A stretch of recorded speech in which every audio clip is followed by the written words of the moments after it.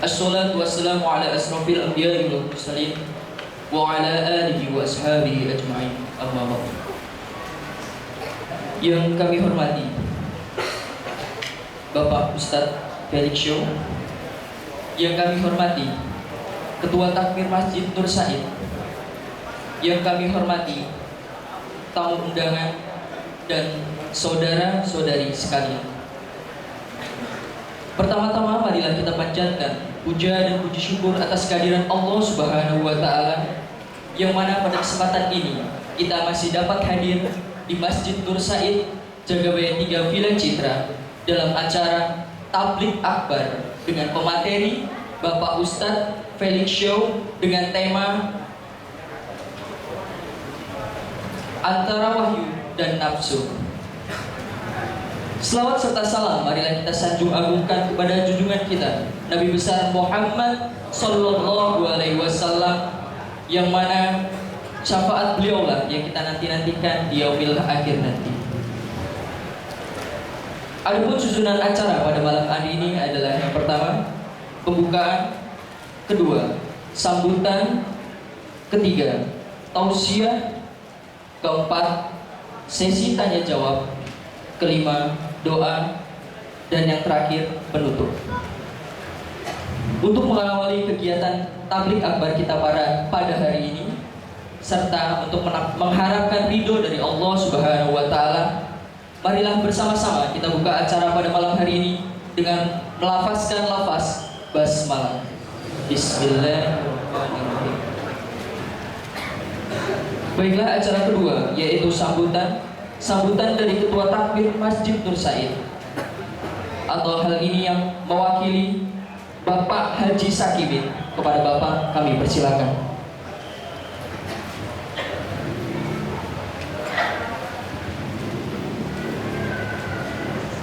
Bismillahirrahmanirrahim. Assalamualaikum warahmatullahi wabarakatuh.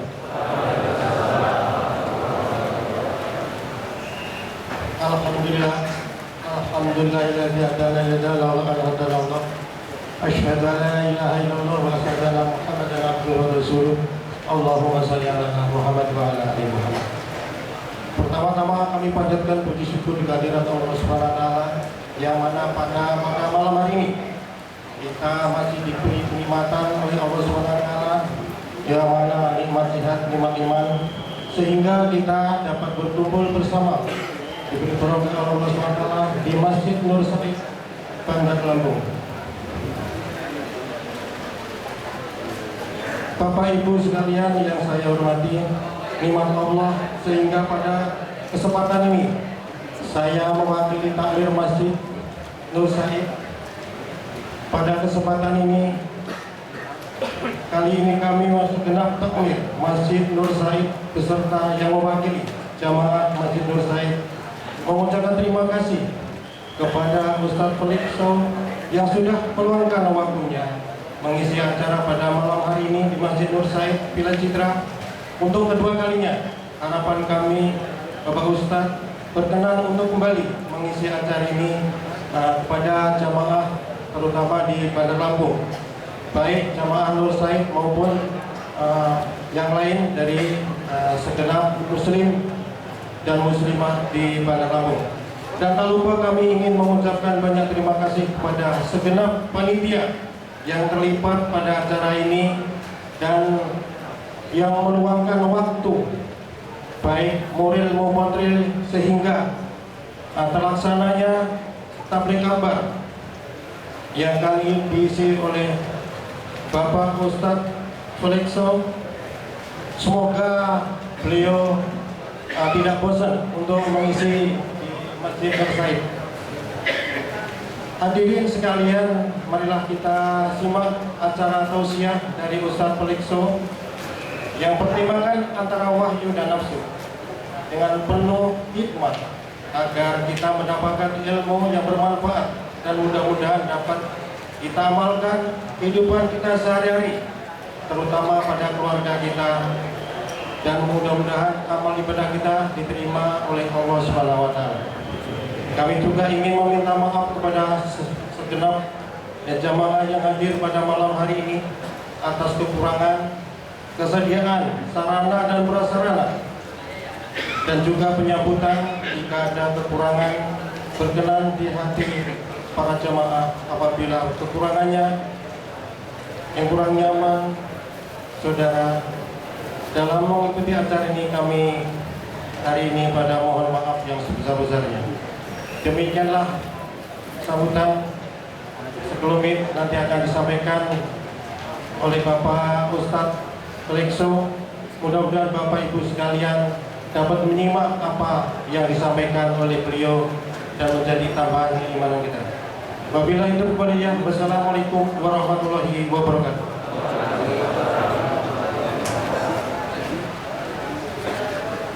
Terima kasih kepada Bapak Haji Sakimin telah menyampaikan sedikit sambutannya mengenai acara ini.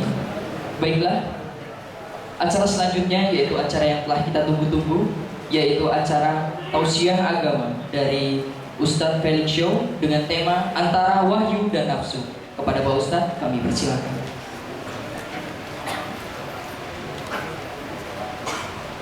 Bismillahirrahmanirrahim. Assalamualaikum warahmatullahi wabarakatuh.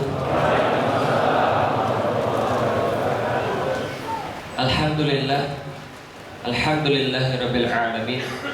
Wassalatu wassalamu ala asrofil anbiya'i wal mursalin wa ala alihi wa sahbihi wa man da'a bi da'watihi wa iltazama bi tariqatihi wa tarasama khutawah jalal aqidatan islamiyatan asasan fikratihi wa ahkama syar'iyyatan bi kasri a'malih wa masdaran ihkamih. Asyhadu an la ilaha illallah, asyhadu anna Muhammadan abduhu wa rasuluhu la nabiyya ba'da.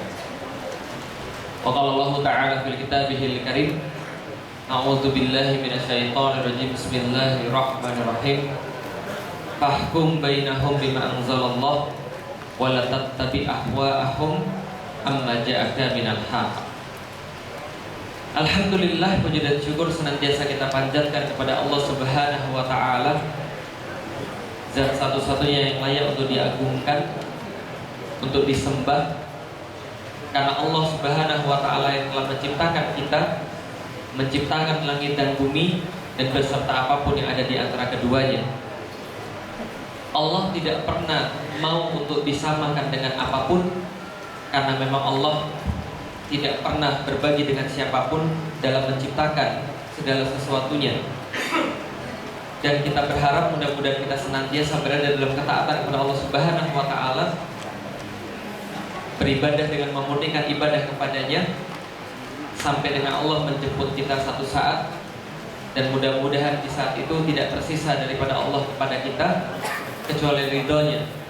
Maka kita memohon senantiasa kepada Allah, mudah-mudahan Allah melimpahkan kepada kita barokah demi barokah ketika kita berkumpul mengkaji Islam, menyebut nama Allah, mengingat Allah. Allah melimpahkan kepada kita ampunan demi ampunannya. Allah sebut kita dengan bangga di kalangan ahli-ahli surga, dan mudah-mudahan kita memasuki surganya Allah bersama-sama. Amin. Amin. Salam dan salam semoga tercurah dan terlimpahkan kepada baginda Nabi besar Muhammad sallallahu alaihi wasallam, manusia paling mulia yang layak dijadikan sebagai idola, teladan dan tuntunan. Karena tidak ada perkataan yang lebih baik daripada perkataan beliau, tidak ada perbuatan yang lebih mulia daripada perbuatan beliau. Maka sungguh kita merindukan perjumpaan dengan beliau. Kita berharap di yaumil kiamat Allah berkenan membangkitkan kita dekat dengan beliau, memperkenankan kita untuk berada di barisan belakang beliau, menuju surganya Allah dan memasukinya untuk pertama kalinya. Dan mudah-mudahan sekali lagi kita memasuki surga itu bersama-sama. Amin. Alhamdulillah, jamaah Masjid Nur Said Villa Citra dan juga jamaah dari yang lain di Bandar Lampung, senang sekali bisa berjumpa kembali. Kalau kemarin ketika saya datang renovasi masjidnya belum selesai, tapi alhamdulillah sekarang masjidnya sudah indah sekali dan tinggal diramaikan saja. Alhamdulillah, saya senang sekali bisa datang ke Lampung karena memang sebelum-sebelumnya saya juga sering datang kemari. Jadi tadi istri saya bilang ada yang komentar begini di Instagram, alhamdulillah sekarang dakwahnya Felix sudah sampai ke Lampung. Nah sebenarnya dari dulu sudah kesini sebenarnya. cuma nggak terekspos aja.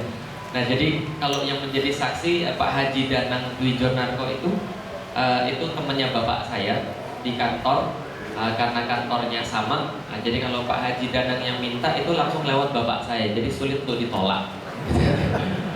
Tapi doain bapak saya belum muslim, mudah-mudahan segera jadi muslim, amin.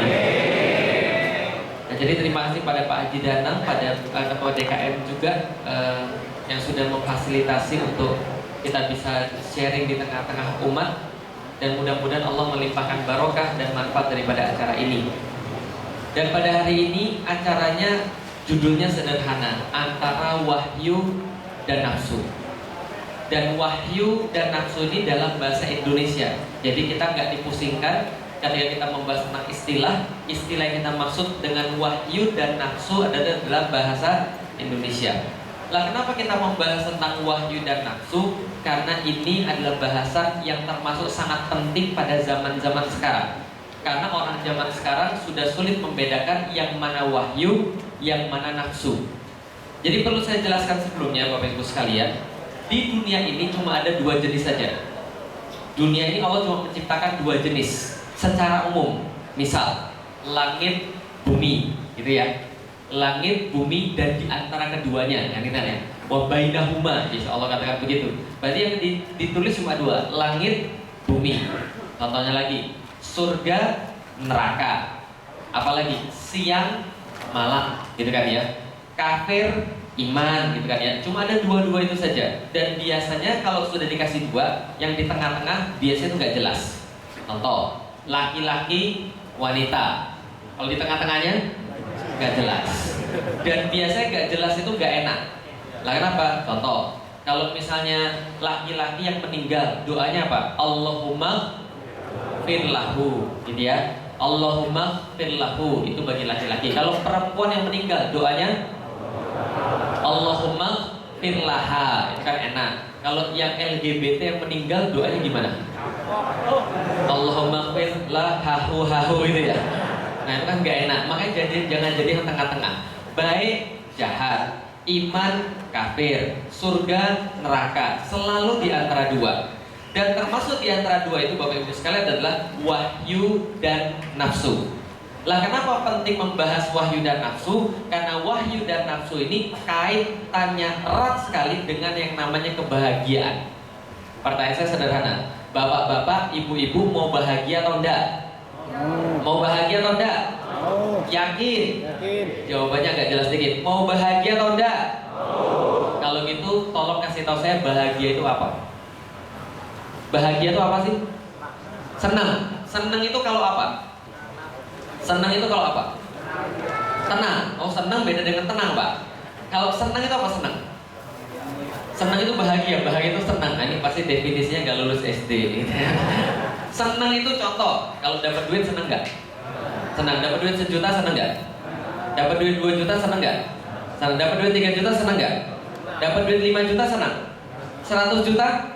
Hati-hati, dapat itu senang, ya.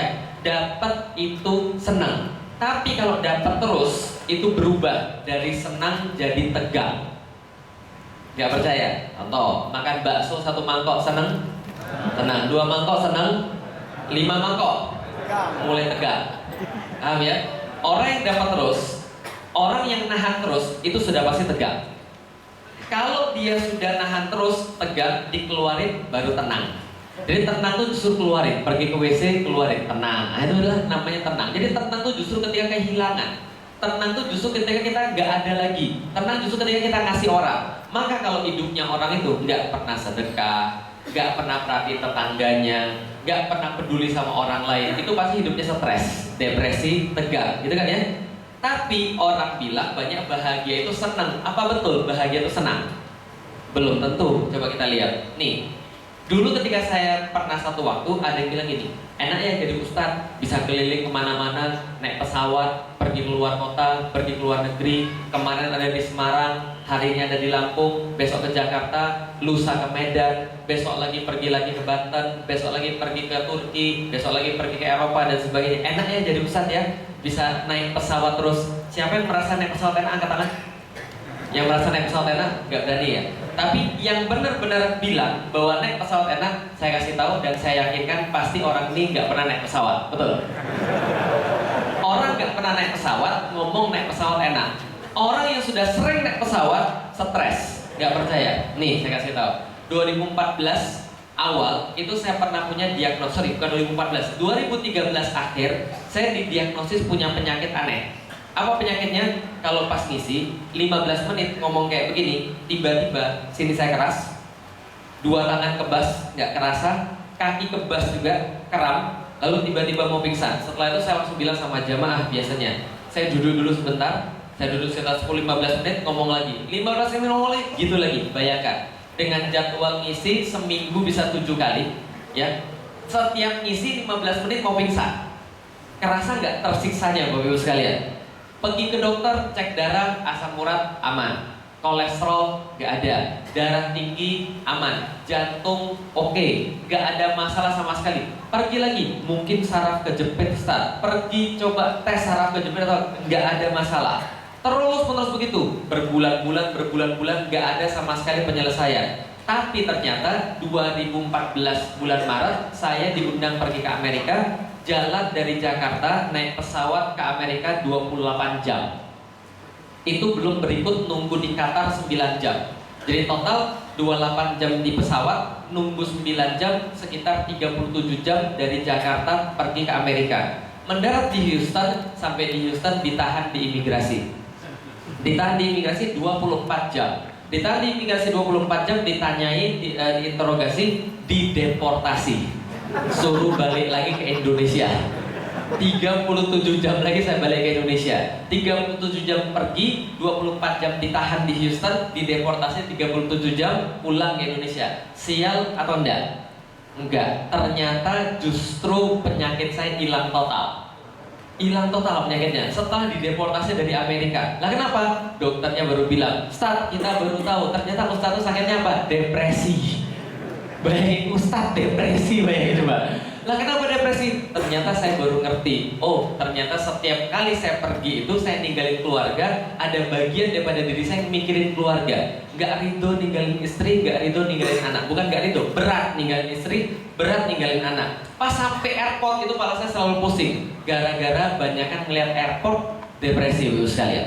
Bisa dibayangin ya, yang gak pernah naik pesawat bilang naik pesawat enak. Yang sudah naik pesawat terus-terusan 75 kali setahun mungkin itu depresi. Hidup itu sawang sinawang kalau kata orang Jawa. Ada orang bilang jadi orang kaya enak ya. Yang kayak gitu pasti orang miskin. Paham sekalian? Karena dia merasa kaya itu enak. Ternyata orang sudah kaya belum tentu enak. Nih lihat Bapak sekalian. Tahu mobil Hyundai? Tahu ya? Kira-kira kalau yang jadi direktur mobil Hyundai kaya atau enggak? Oh kaya, gajinya sebulan itu bisa 2 miliaran kok. Tapi apa yang terjadi? Dia punya rumah bagus, dia punya karir bagus, dia punya anak, dia punya istri, hidupnya sempurna. Tapi matinya bunuh diri, loncat dari lantai 33. Loncat dari lantai 33. Berarti kaya itu belum tentu membahagiakan. Mungkin dia mikir gini, anak sudah punya, mobil sudah ada, rumah sudah ada, yang belum apa ya? Bunuh diri aja deh, akhirnya begitulah. Hidupnya gak bahagia loh. Coba lihat, banyak orang merasa orang Jepang tuh bahagia. Biasanya orang-orang Indonesia pergi ke Jepang, pulang, Jepang tuh hebat banget, keren banget, bersih banget. Serius, trotoarnya lebih bagus daripada kasur lu, kan ditanya. Orang bilang memang betul. Ketika saya kesana itu trotoarnya tuh bersih banget, nggak ada debu sama sekali. Itu kos-kosan saya pas di IPB itu kalah jauh gitu kan ya. Kos-kosan saya tuh jauh lebih kotor daripada jalan-jalan di Jepang itu. Dan di Jepang itu semuanya mudah, transportasi semuanya ada. Manapun lengkap, disiplinnya luar biasa. Kalau kita pergi ke tempat bis itu, di situ ada 1 menit ya, benar-benar 1 menit datang. Kalau kita janjian sama orang, bukan janjiannya itu di tempat ini, bukan. Saya sekarang lagi naik bis di terminal ini. Kita ketemuan di bis ya. Ketemuannya di bis. Lah kenapa? Karena waktunya jelas, disiplin sekali. Bukan hanya itu, bukan hanya bisnya disiplin, keretanya bagus. Saya pernah makan mie ramen yang halal di Jepang itu, toko besar yang jaga cuma 1 orang. Yang jaga cuma 1 orang, dia semua yang jaga. Kenapa? Datang ke sana, pesan lewat mesin, keluar stroke, kita bayar lewat kartu, langsung tit, selesai. Lalu stroke yang sudah pesan itu kasih ke tempat colokannya itu, dia masak, setelah masak dia pencet nomor sekian, kita ambil sendiri, kita makan selesai. Itu mangkoknya ada mesin pencuci mangkok sendiri, ada mesin pencuci piring sendiri, ada mesin pencuci sendok sendiri. Dia tinggal ambil yang bersih lalu dia jualan lagi. Satu orang jagain toko yang besar seperti itu. Semua sana seberapa praktis. Apakah sana orangnya bahagia? Bahagia atau enggak? Di sana satu hari orang bunuh diri 88 orang. Satu hari 88 orang bunuh diri. Setahun hitung aja sendiri, 88 kali 365. Orang Jepang tidak bahagia. Bisa dipahami Bapak Ibu sekalian? Sampai kereta-kereta di sana ada yang marketingnya jualannya begini. Naiklah kereta kami, karena kalau ada yang bunuh diri di kereta kami membersihkan 25 menit lebih cepat sehingga Anda tidak telat pergi ke kantor. Paham Bapak Ibu sekalian? Ini terjadi loh. Jangan di sana tuh ada orang bunuh diri, udah biasa lah, sehari 88 orang bunuh diri. Orang gak bahagia. Jadi jangan sangka orang punya materi itu bahagia. Jangan sangka hidup itu sawang sinawang. Jangan sangka orang punya materi bahagia, dan jangan sangka orang punya materi berlebih itu adalah hidupnya bisa tenang. Belum tentu. Sayangnya anak-anak kita zaman sekarang dilatih materi itulah yang buat bahagia. Contoh, orang tua tanpa sadar, biasanya ibu-ibu, "Dek, kalau nanti sekolah jadi yang bener ya, jadi orang yang bener ya." Maksudnya orang bener itu apa? Sukses, kaya, gajinya 20-30 juta, punya mobil mewah, rumah luas, bisa pergi ke luar negeri terus, itu orang yang berhasil gitu kan ya. Tapi kalau ustadz itu kira-kira hidupnya berhasil nggak? Anaknya ditanya, "Kamu mau jadi apa?" Ustadz, hidupmu gimana nanti gitu ya? "Kamu masuk pesantren, itu kan tempat buangan." Nah, kayak gitu lah kira-kira. Nah, kenapa? Bahagia itu seolah-olah sama dengan materi. Kalau orang hidupnya materinya nggak bagus, seolah-olah hidupnya gagal. Hati-hati, belum tentu orang kaya lebih bahagia daripada orang yang nggak kaya. Contoh, orang kaya rumahnya selapangan golf, luasnya selapangan golf. Apakah tidurnya itu guling-guling sampai selapangan golf gitu? Enggak kan ya? Orang kaya yang rumahnya selapangan golf sama rezeki antum yang enggak rumahnya selapangan golf, rezekinya sama. Sama-sama kasur 1x2 meter atau 2x2 meter. Ya, itu rezekinya aja. Orang kaya bisa beli makanan banyak, belum tentu makanan enak. Kadang-kadang orang kaya gitu kan ya, pas masih muda pengen makan nggak punya duit, pas sudah tua punya banyak duit nggak bisa makan. Nah kenapa? Mau makan ini darah tinggi pak, mau makan kolesterol pak, mau makan ini asam urat pak, mau makan enak-enak kayak antum ini. Nah kenapa? Kira-kira bisa makan semua kan itu kan ya, tapi nggak bisa beli ya, sama aja. Nah, yang pengen saya kasih tau gini, yang pengen saya kasih tau adalah orang kaya belum tentu bahagia. Orang miskin apalagi, paham ya? Jadi bahagia itu nggak ada urusan sama kaya dan nggak ada urusan dengan yang sama miskin. Dalam Islam, kaya miskin itu sama-sama Allah tuliskan dengan kata-kata ibtila, sama. Nggak ada lain, ibtila sama. Apa namanya di dalam surat Al-Fajr Allah sampaikan bahwa kaya dan miskin sama-sama ibtila. Ayatnya apa ya? Saya jadi lupa. Fa ammal insanu idza mabtalahu rabbuhu fa akramahu wa na'amahu fa yaqulu rabbi akraman. Wa amma idza mabtalahu fa qaddara alaihi rizqah. Sama kan ini kata-kata mabtala. Mabtala asal kata ibtila. Ibtila artinya cobaan. Kaya itu cobaan, miskin itu cobaan. Coba tebak, yang lebih banyak orang lulus cobaan miskin atau cobaan kaya? Cobaan miskin atau cobaan kaya? Betul. Saya sama istri saya nikah itu nggak punya apa-apa. Pas nggak punya apa-apa, kita nggak pernah ribut. Lah kenapa? Ya memang nggak ada yang perlu diributin gitu. Tapi pas kita sudah punya uang, lalu saya bilang, Umi, kita sekarang punya uang kan 15 juta di tabungan. Ini ada teman Abi, Ustadz Abi mau minjem uang 10 juta. Gimana menurut Umi? Abi pinjemin ya. Istri saya bilang, lah kan kita juga punya keperluan. Lah ini kan uang yang kita cari. Emang kita nggak punya keperluan? Ya tapi dia ini mendesak sekarang. Ya tapi kita juga punya keperluan. Kita ribut setengah harian sampai marah-marah diem-dieman. Lalu saya bilang, Umi, dulu pas kita nggak punya duit kok kita nggak ribut ya? Tapi setelah kita punya duit kok kita ribut ya? Nah ini adalah cobaan kaya dan cobaan miskin. Ada orang yang lulus cobaan kaya, ada orang yang lulus cobaan miskin. Tapi yang lebih banyak lulus adalah cobaan miskin. Nah kenapa? Orang miskin, orang susah itu dekat dengan Allah. Ya Allah, utang saya Allah banyak banget ya Allah misalnya. Berdoanya lama bener karena banyak utang. Nah kalau orang yang kaya biasanya lupa, biasanya nggak bersyukur. Itu sama-sama cobaan. Intinya antara wahyu dan nafsu itu berkaitan dengan kebahagiaan, dan kebahagiaan gak ada urusan dengan yang namanya materi, tapi kebahagiaan urusannya dengan namanya ketaatan. Maka kalau nanti pulang dari sini ditanya, yang dapat dari sini apa? Nih saya kasih tahu kata kuncinya di depan. Kata kuncinya adalah taat pasti bahagia, maksiat pasti sengsara. Ulangi Bapak Ibu sekalian, taat pasti bahagia, maksiat pasti sengsara. Gimana caranya membuktikannya? Oke, saya sedikit coba masuk dulu ke dalam Al-Quran untuk coba kita lihat mana wahyu, mana nafsu. Coba. Jadi gini ceritanya. Bicara tentang manusia, ada dua agama yang paling besar di dunia sekarang. Satu Kristen, yang kedua Islam. Kristen sampai sekarang setahu saya masih agama terbesar di dunia. Tapi trennya turun. Di Amerika itu gereja-gereja dijualin. Di Houston kita beli. Di Houston tuh kita beli gereja untuk dijadiin masjid. Di daerah Amsterdam saya juga Jumatan, itu dulunya gereja, dijadiin masjid juga. Di Eropa itu semua ditinggalin, dibeli sama orang-orang Muslim jadi masjid. Orang Muslim sekarang memang di bawahnya orang Katolik, Kristen, tapi naik sekarang menjadi umat nomor 1 di dunia, walaupun masih di bawah. Oke, kalau gitu kita lihat dalam Islam dan Kristen itu sama-sama dalam kitabnya mereka menunjukkan bagaimana hidup manusia itu seharusnya. Kalau di dalam Islam itu ada di dalam surat Al-Baqarah 30 sampai dengan 38. Kita coba akan bedah dan kita lihat dengan situasi kekinian itu seperti apa, hubungannya dengan wahyu dan nafsu, dan hubungannya dengan kebahagiaan. Allah berkata di dalam Al-Quran, wa idh qala rabbuka lil malaikati inni ja'ilun fil ardi khalifah. Wahai para malaikat, kata Allah, aku akan menjadikan khalifah di atas muka bumi ini. Khalifah artinya apa? Pemimpin. Enggak. Dalam ayat ini khalifah artinya bukan pemimpin. Khalifah dalam ayat ini lebih artinya kepada pengelola atau manajer. Ya, jadi kalau kita artikan dalam bahasa Indonesia, wahai para malaikat, aku pengen menjadikan manajer di atas muka bumi ini adalah manusia. Maka ketika Allah berkata begitu, langsung disambung oleh malaikat. Ataj'al fiha mayufsidu fiha wa yasfikud dima. Betulkah Allah? Malaikat bukan protes ya. Malaikat cuma konfirmasi. Malaikat itu nggak bisa protes. Malaikat konfirmasi, betulkah Allah engkau menjadikan di bumi ini manusia yang punya dua sifat? Apa sifatnya? Pertama, merusak. Kedua, menumpahkan darah. Berarti manusia itu ada dua sifat yang dikatakan malaikat. Apa yang pertama?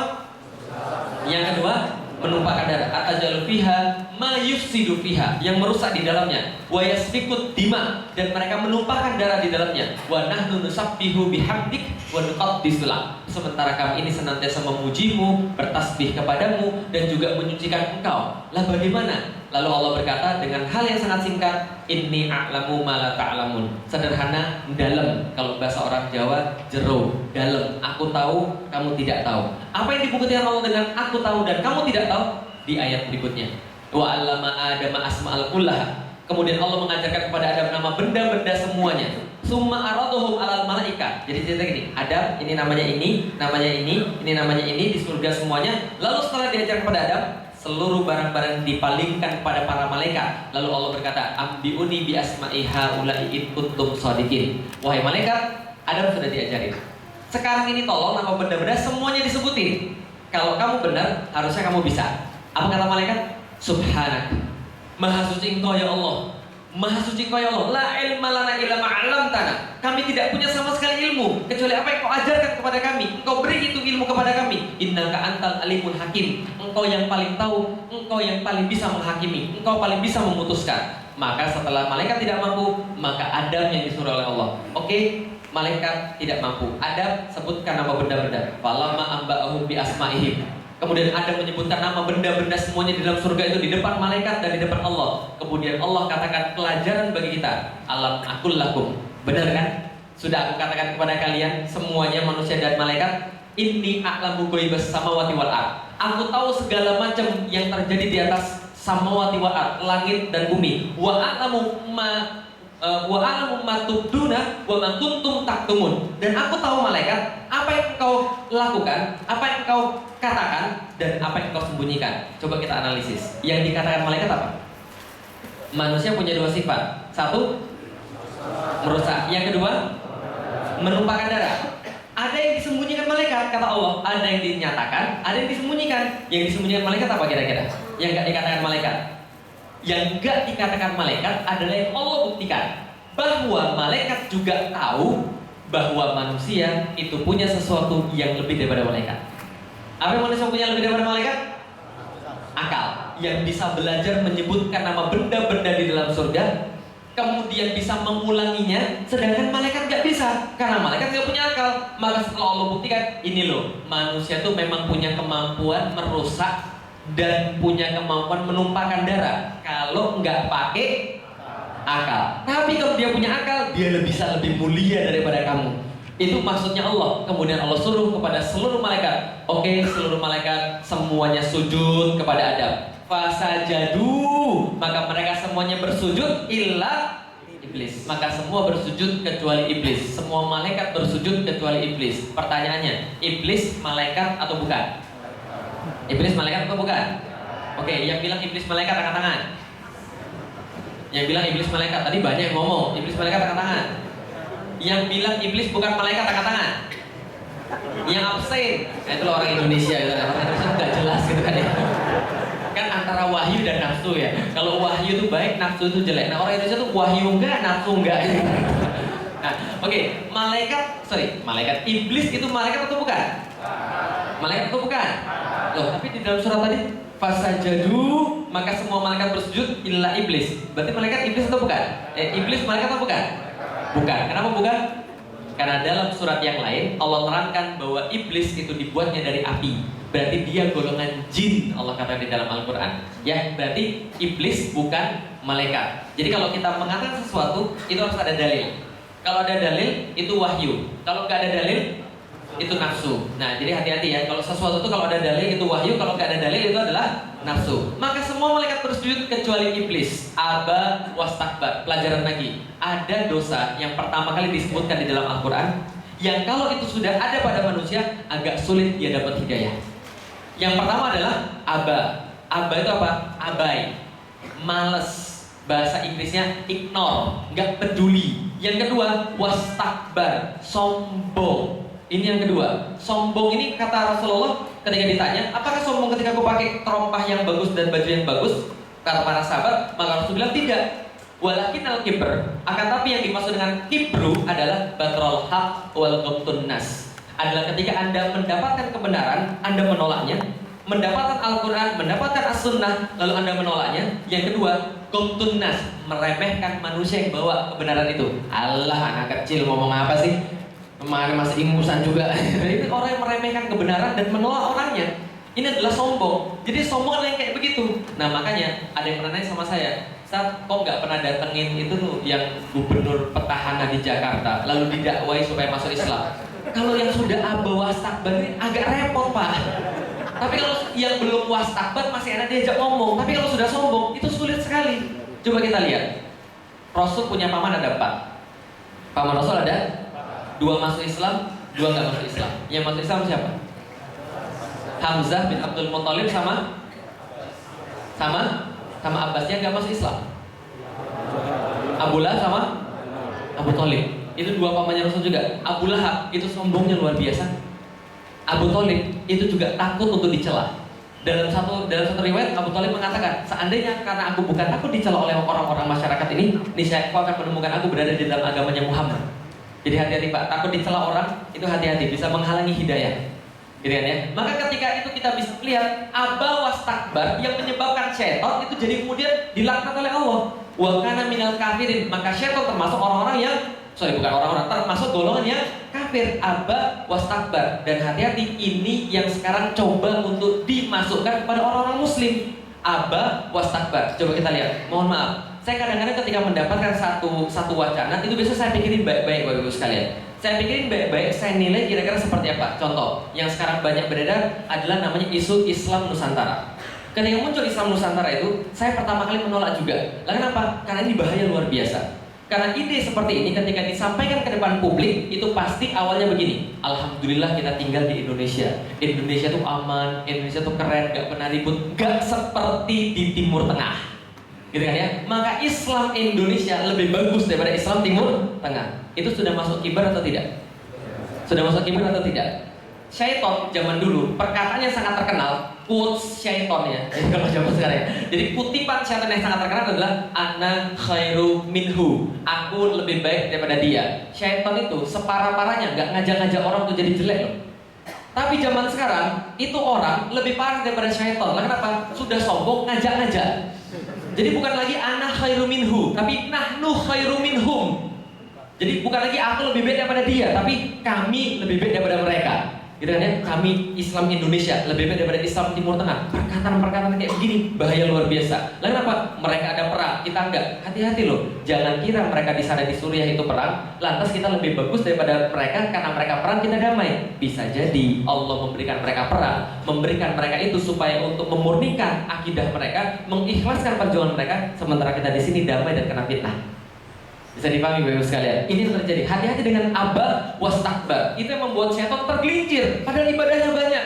Aba wastakbar, abai dan takabur, sombong. Maka setelah ini semua selesai, syaitan kemudian diberikan oleh Allah, kemudian tangguh, lalu kemudian untuk menggoda manusia. Maka kemudian muncullah satu episode yang selanjutnya. Allah berkata kepada Adam, ya Adam uskun anta wa zawjukal jannah. Maka Adam tinggal engkau bersama istrimu di dalam surga ini. Wa kula minha ragadan haitsu syi'tum. Maka temukanlah apa saja, di mana saja, apapun yang kamu temukan, di mana saja, sebanyak apapun, makanlah. Wa kula minha, makan dari surga itu apapun yang kau temu, sebanyak apapun terserah. Wala taqraba hadhihi syajarah.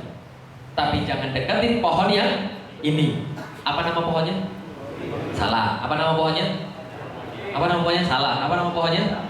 Yang ngomong pohon khuldi angkat tangan. Gak berani. Yang ngomong pohon khuldi, ada dalilnya atau enggak?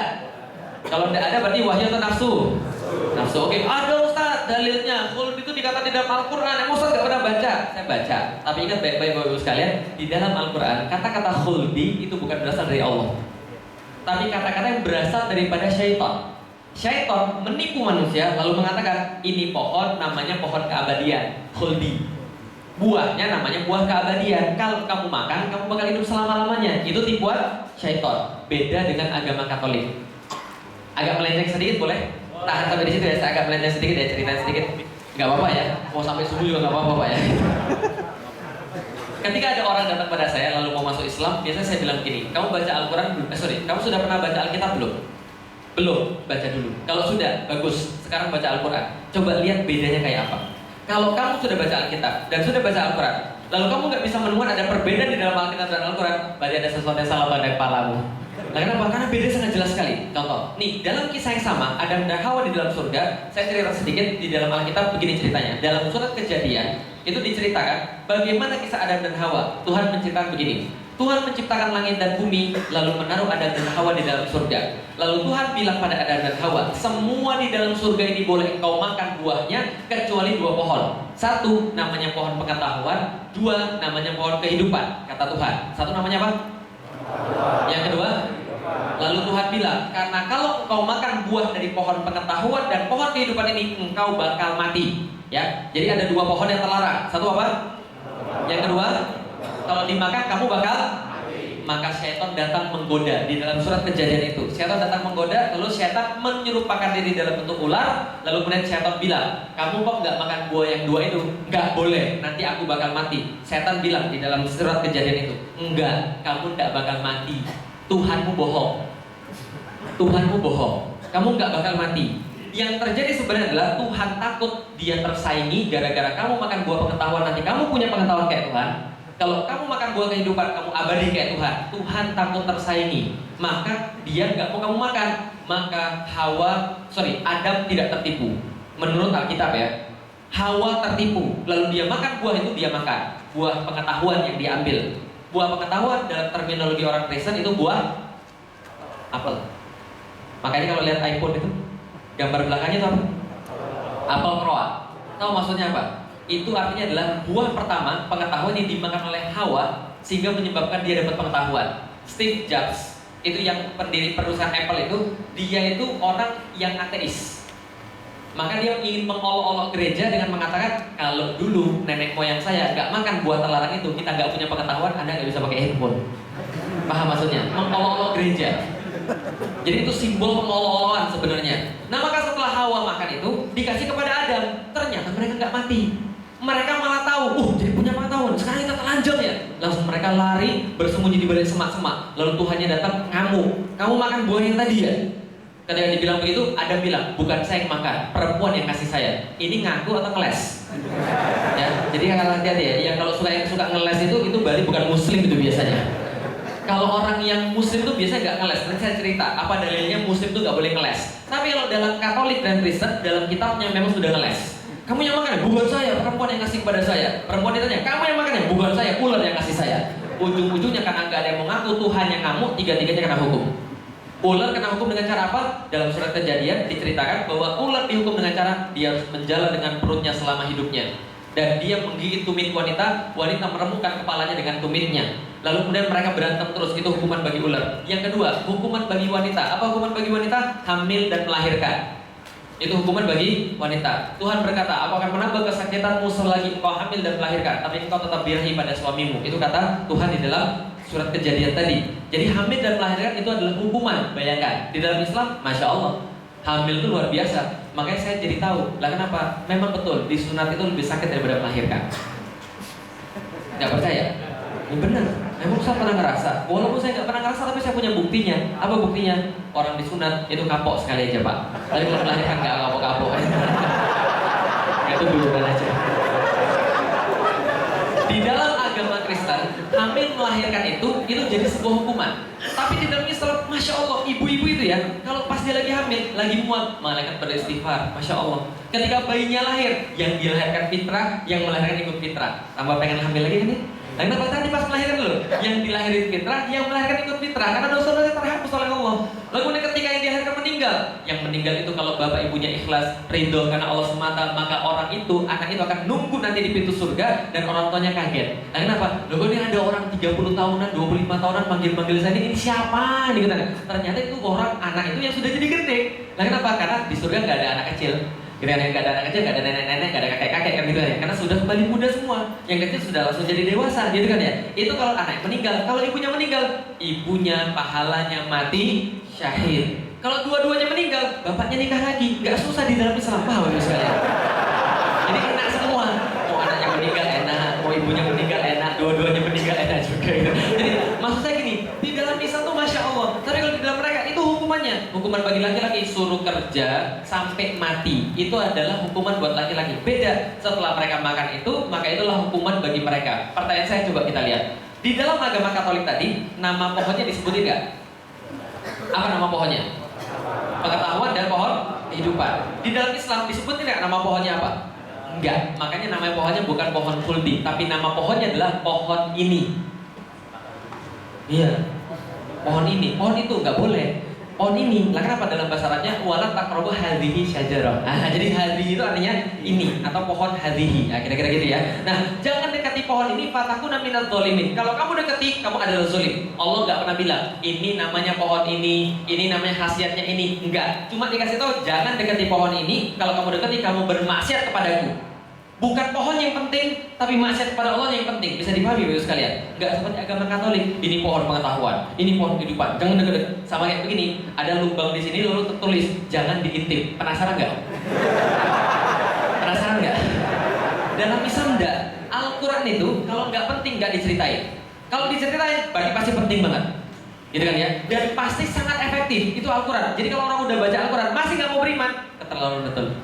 Jadi oke, kalau gitu kita lanjut lagi. Jangan dekati pohon ini kata Allah. Kalau kamu dekati menjadi orang yang zalim. Apa cerita berikutnya? Fa'azzalahuma syaitanu anha. Iya benar. Kita digelincirkan oleh syaitan. Adam dan Hawa digelincirkan oleh syaitan. Fa'akhrajahuma mimma kana fi. Maka mereka dikeluarkan dari dalam keadaan taat pada Allah menjadi keadaan maksiat kepada Allah Subhanahu wa taala. Apa Allah katakan? Ihbitu. Keluarlah kalian semua. Diusir atau enggak? Diusir atau enggak? Yang bilang diusir angkat tangan. Karena juga dalil atau enggak? Kalau nggak ada dalil berarti wahyu atau nafsu? Oke, manusia tidak diusir. Apa dalilnya? Nanti saya jelasin. Ihbitu, keluarlah kalian semua. Ba'dukum li ba'din adu. Sebagian daripada kalian menjadi musuh sebagian yang lain. Syaitan musuh manusia. Manusia musuh syaitan. Selama-lamanya syaitan tidak mungkin membantu manusia. Dan selama-lamanya manusia tidak akan bekerja sama dengan syaitan. Tidak boleh. Pasti musuhan. Abadi selama-lamanya. Walakum mustaqarrun fil ard wa mata'un ilahin. Dan bagi kalian ada mustaqarru, ada tempat kediaman, wa mata'un, dan tempat bermain sampai waktu yang ditentukan. Maka kemudian apa yang terjadi? Fatalaqa Adam min rabbih kalimatin fataba alaihi. Maka segera Adam menghambur kepada Allah, lalu kemudian memohon ampun pada Allah, dan Allah mengampuni dia. Ini penting sekali Bapak sekalian. Pelajaran selanjutnya, apa kata-kata Adam kepada Allah? Fatalaqa Adam min rabbih kalimatin. Apa kalimatnya? Dalam surat yang lain kita jadi tahu apa kalimatnya. Rabbana zalamna anfusana fa ilam taghfir lana wa tarhamna lanakunanna minal khasirin. Ya Allah, aku salah. Ya Allah, aku zalim. Kalau Engkau tidak maafin aku mau kemana lagi ya Allah? Aku bakal jadi orang merugi ya Allah. Aku salah. Coba lihat, dalam Islam Adamnya ngaku, nggak ngeles. Jadi Bapak sekalian, penting banget. Kalau Anda salah, yang Allah minta dari Anda cuma satu, ngaku. Gitu loh. Jangan ngeles, jangan nyalain yang lain. Ini kenapa Jakarta banjir ini gara-gara Bekasi nih, gara-gara Bogor ini ngeles. Ya memang diajarinnya begitu sih. Betul ya? Tapi kalau orang muslim itu kalau salah, ngaku, iya saya salah. Dan apa yang terjadi pada orang yang ngaku? Cuma ngaku doang, Allah kasih dua. Masya Allah. Manusia cuma ngasih satu sama Allah. Manusia cuma ngasih ngaku. Rabbana zalamna anfusana. Dan coba baca di dalam Al-Quran, seluruh doa-doa Nabi itu nggak ada yang lain. Ngaku salah, ngaku punya dosa, ngaku salah. Allah tambahkan dua. Innahu huwa tawwabur rahim. Innahu huwa tawwabur rahim. Yang bagi orang-orang yang ngaku Allah kasih dua. Satu, Allah kasih ampunan atas dosa-dosa yang sudah diakui. Yang kedua, Allah kasih sayang. Ya Allah, pas baca itu terenyuh banget saya. Ya Allah, kita cuma ngaku aja. Allah ganti dua. Allah ganti dengan taubat. Allah ganti dengan kasih sayang. Apa itu kasih sayang? Allah perbuatkan yang baik pada kita. Allah bantu kita untuk jauh daripada kesalahan yang sama. Allah bantu kita untuk istiqomah dalam agama. Allah hidayahkan kita berbuat kebaikan yang lebih banyak setelah melakukan dosa-dosa besar itu. Masya Allah, innahu huwa tawwabur rahim. Selesai urusannya dengan Adam. Gak seperti orang Kristen, urusan Adam dan Hawa belum selesai dengan Tuhannya. Makanya muncul dosa waris. Paham Bapak sekalian? Muncul dosa waris kan ya? Karena Tuhannya gak mau ngampuni. Maka muncul dosa waris. Dan di dalam Kristen Tuhannya bohong. Nah kenapa? Tuhannya bilang kalau kamu makan buah ini kamu bakal mati. Ternyata orangnya mati? Enggak. Yang benar siapa? Syaitan. 2-0. Tuhannya salah, syaitan yang benar. Ketika saya diskusi begini ada pastor yang bilang, oh enggak, itu buktinya manusia juga mati. Ya sudah, kalau itu 1-1. Manusia benar, syaitan benar, Tuhannya juga benar. 1-1. Di dalam Islam tidak. Di dalam Islam Allah yang benar. Bahwa kemudian Allah mengatakan bahwa manusia sudah diampuni. Ayat selanjutnya, ihbitu minha jami'ah. Turunlah kalian semua dari surga ini. Nggak ada kata-kata usiran. Saya sampai bingung, kenapa ya banyak orang bilang bahwa kita ini diusir dari surga. Saya tuh bingung, dari mana kata-kata usir itu ada. Saya baca bahasa Arabnya, saya baca tafsirnya, saya baca kemudian kamusnya. Ihbitu itu nggak ada kata-kata usir. Ihbitu itu adalah lebih dekat dalam bahasa Arab, perpindahan antara dua alam. Biasanya orang Arab menyebut ihbitu itu menyebut orang yang lagi dari darat nyelam ke air. Gitu loh. Jadi turunlah kalian semua dari surga ke dunia, pindah dunia. Fa imma ya'tiyannakum minni huda. Penting banget. Coba lihat. Siapa yang sudah kerja di sini? Bapak Ibu sekalian. Siapa yang sudah kerja di sini? Yang kerja di sini tapi bukan dari sini. Dari mana, Mas? Gorontalo. Gorontalo. Suruh pindah ke sini atau dengan kerelaan? Kerelaan. Kerelaan. Yang disuruh pindah ke sini pindah tugas. Ada yang disuruh pindah tugas ke Lampung? Ada. PNS atau apa itu disuruh pindah tugas ke Lampung? Belum ada. Oke, bayangin aja begini. Pak, besok tiba-tiba direktur Bapak manggil Bapak terus bilang, Mas, besok Anda pindah ke Skandinavia. Mau nggak? Pindah ke Skandinavia, mau nggak? Mau. Tapi nanya dulu nggak? Nanya nggak? Apa yang mau ditanyain? Gajinya berapa? Skandinavia itu di mana? Boleh bawa keluarga atau enggak? Berapa lama saya di sana? Tugas saya di sana apa? Lalu bagaimana saya harus kemudian mengukur kinerja saya di sana? Atasan saya di sana siapa? Bagaimana urusan saya di sana? Pasti banyak pertanyaan, betul? Itu baru disuruh pindah negara dari Indonesia ke Skandinavia. Itu aja udah banyak pertanyaan. Bayangin, Adam dari surga suruh pindah ke? Dia belum pernah ke sana. Kira-kira banyak pertanyaan nggak? Saya mikir begini, kira-kira mungkin ya Adam berbicara pada Allah, ya Allah, aku disuruh ke dunia, aku kan nggak bisa apa-apa di situ. Aku di surga aja sudah dikasih makan, dijagain, itunya masih salah. Apalagi di dunia, aku nanti mau nanya siapa, hidupku gimana, tinggal di mana, nanti kalau punya anak gimana, nanti kalau gini gimana, kalau gini gimana, kalau gini gimana. Allah kata, sudah tenang saja. Ihbitu, udah turunlah dulu. Fa imma ya'tiyannakum minni huda, nanti di dunia akan datang SOP. Amin. Ini betul loh percaya. Fa imma ya'tiyannakum minni huda, siapa yang ambil SOP itu fala khaufun alaihim wa hum yahzanun. Masya Allah, pas baca ini saya terus, kenapa orang tuh nggak ngerti gitu ya? Sangat sederhana sekali. Nanti di dunia akan ada SOP. Siapa yang ambil SOP itu tidak akan merasa takut, tidak akan merasa sedih. Lah kenapa? Sudah ada semuanya. Tinggal di mana, sama siapa, pilih istri kayak apa, duit mana yang boleh diambil, duit mana yang nggak boleh diambil, makanan mana yang boleh dimakan, yang mana nggak boleh dimakan, yang mana ditanya dulu cara didik anak, cara besarin anak, memperlakukan orang tua, bagaimana nikah, bagaimana cerainya, bagaimana kalau mau nikah lagi dan sebagainya, gitu ya. Semua itu ada. Siapa yang mengambil tidak akan merasa sedih, takut dan tidak akan merasa sedih. Dalam ayat yang lain, wala yadillu wala yashqa.